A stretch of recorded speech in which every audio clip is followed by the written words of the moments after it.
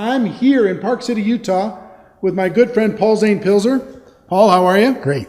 Paul invited us to his home, magnificent, interesting home up here in the mountains. And we just finished an interview for the network marketing documentary that's coming out the end of this November. And Paul's actually going to be at the event speaking as well. He's going to be just coming off a tour in China.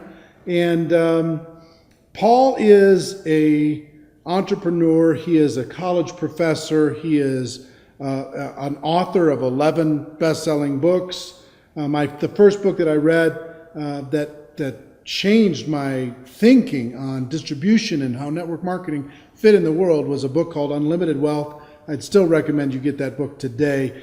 He's working on a book now called The Sharing Economy. The Sharing Revolution. The Sharing Revolution, which is going to be coming out next year, hopefully, and doing a lot of research on that. And he's also an entrepreneur, a very successful entrepreneur. He sold a company last year for, what, 435 million. It was in the middle of an IPO. One of our customers bought the whole company. 435 million. So Paul's doing okay financially. He's spoken and been an advocate for the network marketing profession for a long time.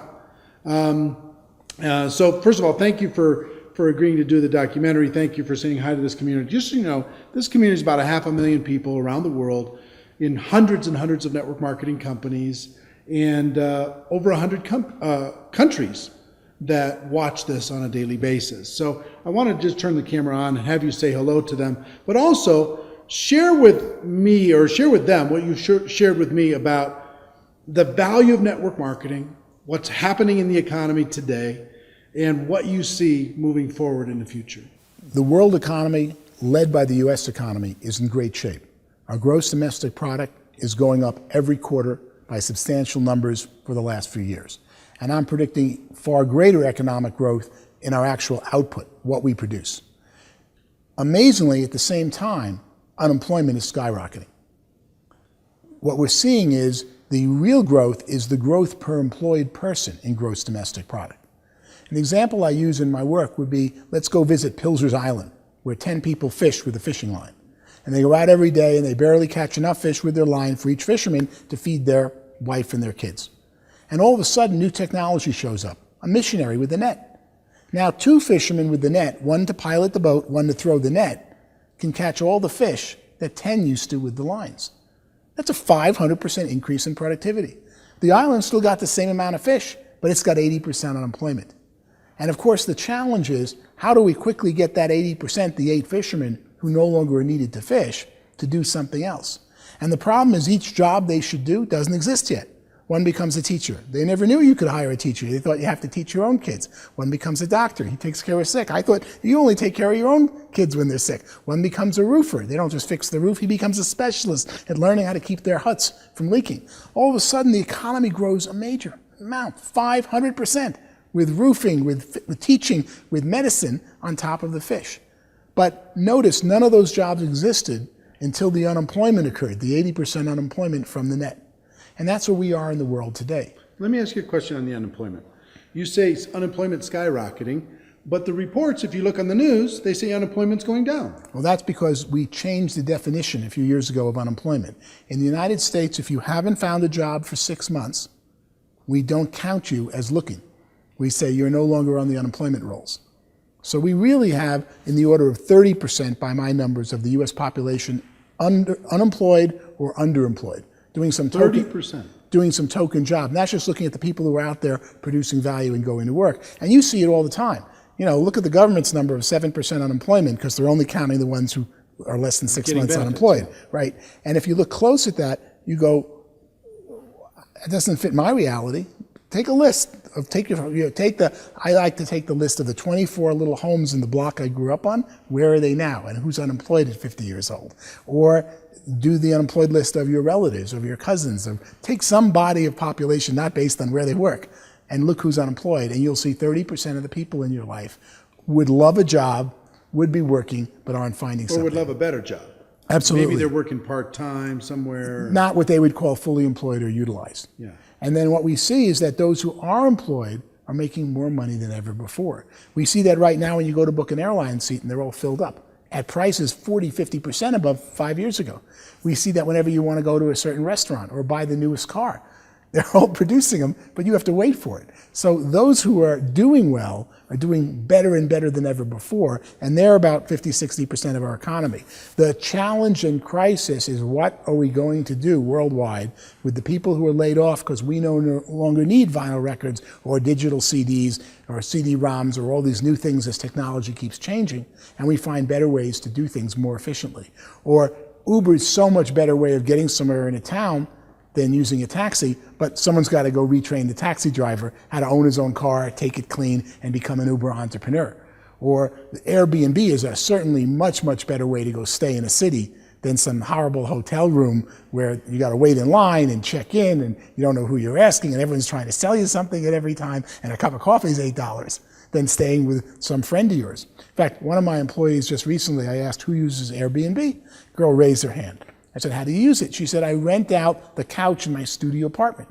And I looked at this young girl and I said, you feel safe renting out a one-room apartment studio? And you feel safe renting the couch? Yes, I only rent it to graduates of Oberlin College. I go, why Oberlin? Well, they like music. It's a great music school. And I went there. And when they tell me who they are, I check out on the web. I sign in as an Oberlin alum, and I see that they're really who they are. And then we usually have a lot in common because they're often from the same class. What a great world. Have a fascinating guest this weekend, and she pays for 110% of her rent by renting 10 days in a ski town, the couch in her studio apartment, to someone who went to college that she may or may not have known before. We see so many improvements in the world due to technology happening fast. But the scary thing is, what are we going to do with the unemployed? And that, of course, brings me to why I love network marketing so much. And love is really the right adjective here. Because only network marketing goes out there and says your employment past doesn't determine your economic future. Only network marketing says, you convince me you really want this, I'll take the chance and hire you. But I wouldn't hire you as an employee coming up with the money and the forms and having to pay you whether you produce or not. I'm going to hire you, but you're only going to make money if you listen to me and we train you together and we work and can succeed. So only network marketing has the opportunity to offer opportunity to so many people who have fallen off track. And that is unemployment, particularly the unemployment caused by structural unemployment, that's changes in technology, is the greatest crisis facing the United States and the developed world today. Because eventually, when you hit 60, 70% unemployed, you're in big trouble. Saudi Arabia has 90% unemployment because they pay people for not working and they import all their labor, and they become the hotbed for spawning so many bad activities and bad formats. We're right behind them unless we find ways to retrain people who are displaced by technology, and network marketing leads the way in making that happen. So tell me what you think about the future of network marketing. As we retrain these people, new skills, entrepreneurial skills, we teach people how to be entrepreneurs, take charge of their life, run their own life, get away from that job if they want to, have that extra income, build a career. What do you see as the future? Well, ultimately, the companies that succeed today in network marketing, while they think it's their product or something that's unique, what they're really succeeding at is intellectual distribution, distributing information about a product or service that will improve your life. Original network marketing was carrying goods, distributing when there wasn't UPS, there wasn't the post office, and you had to take them out of your trunk and lug product all over the place. Today, network marketing, virtually every network marketing company, is really about somebody teaching something else to someone, teaching a better method to someone, a better product, a better business way of doing business. And that is the strength of network marketing, and that's the bottleneck. As new technology comes up that would allow an Uber, an Airbnb, or so many things I'm studying in the sharing economy to exist, someone's got to teach the consumer how to use the new technology. And network marketing, while you think you're developing your wellness business, you're really developing your skill business at teaching other people new things. And that's going to be where the big money is. It already is in network marketing. That's going to be increasingly where there's more money in society, because companies want to train you or teach you to go train people about their product. Nobody does that as well as the network marketing industry. Yeah, I agree with you. And one thing I would tell you that I learned from your book, Unlimited Wealth, way back in my early days of network marketing, is you talked about something in the book called the technology gap. The difference between where technology was and it's inside of a company and where it could be, where it could or individuals, the way in which you shave or drive to work, and the better way you don't know about yet. And what little things sometimes stick in my brain, and they change the way I think from then on. And from then on, I thought about everything that I did.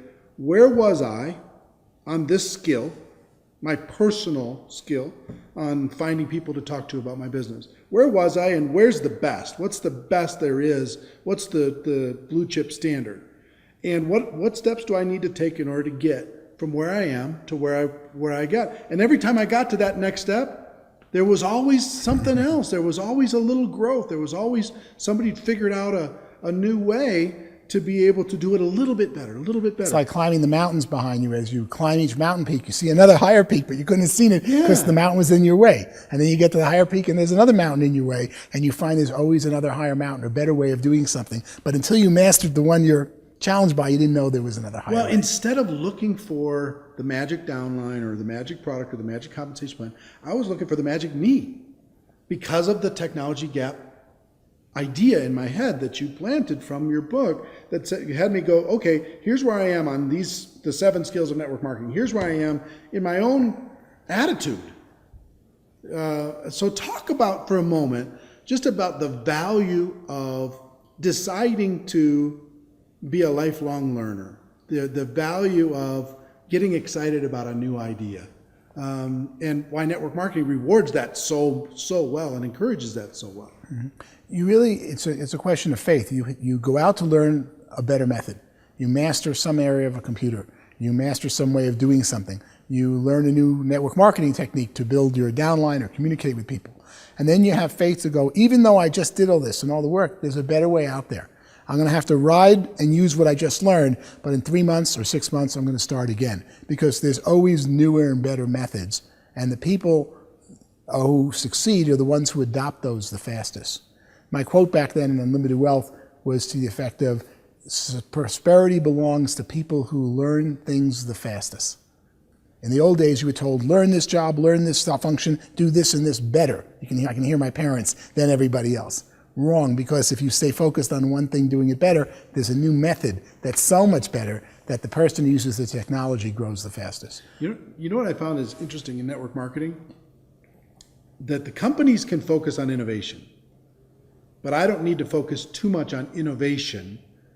I actually need to focus, which is something much harder, I think, when it comes to a large group of people, is simplicity. That's the difference between being average and being exceptional, is how simple can I make it? How basic can I make it so it's doable for a brand new person and they can pass it on to the next and they can pass it on to the next? So it's not really about necessarily massive innovation, being radically creative. I need to be creative and clever and strategic in my mind of how can I get it simpler? How can I say it clearer? Well, that's the true genius. The best nuclear physicist can explain physics much better than the normal high school teacher teaching physics, even though he's explaining it to a 10-year-old. And if you practice teaching, as you and I both have young children, practice teaching things to children in the 8 to 16-year-old range, that's when you learn you really know it. I keep going back to the drawing board when my children ask me questions about economics or politics, and I go, oh, no, I really can't explain it yet. And I go back for hours to go get a 5-minute explanation for them of something I thought I know. Only when you can teach it to a 12-year-old do you really understand the subject.